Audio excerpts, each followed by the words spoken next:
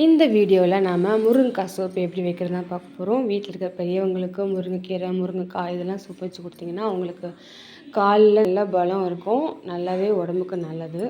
இதுக்குன்னு ஒரு முருங்கைக்காயை பொடி பொடியாக நறுக்கி எடுத்துகிட்டு ஒரு 5-6 சின்ன வெங்காயத்தை நறுக்கி போட்டு 2 கொத்து கருவேப்பிலை, கொஞ்சமாக ஜீரகம், அது மட்டும் ஒரு 1.25 டம்ளர் நான் தண்ணி வச்சுக்கிறேன். ஒரு ஆளுக்குங்கிறதுனால தண்ணி இவ்வளோ போதும்.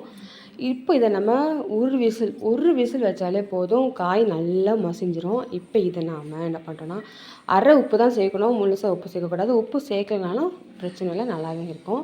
இதை வச்சு நல்லா மற்ற வச்சு நல்லா கடைஞ்சிட்டிங்கன்னா என்ன ஆகும்னா, அந்த முருங்கை இருக்கிற சதை எல்லாம் தண்ணியோடு சேர்ந்து நல்லா மிக்ஸ் ஆயிரும். இப்போ இதை நாம் ஒரு ஃபில்டரில் நல்லா ஃபில்ட்ரு பண்ணிக்கலாம். முடிஞ்ச அளவுக்கு இருக்கிற எல்லாத்தையுமே அதில் போட்டு ஸ்பூன் இருக்குல்ல, அந்த ஸ்பூனை வச்சு நல்லா அந்த ஃபில்டரில் நல்லா மசிச்சு விட்டிங்கன்னா மீதி இருக்கிற வாட்டர் வந்து கிண்ணத்தில் இறங்கிரும். இப்போ இது பரிமாறுறதுக்கு தயாராக இருக்குது. கொடுக்கும்போது கொஞ்சமாக பெப்பர் போட்டு கொடுங்க, ரொம்பவே ருசியாகவும் இருக்கும்.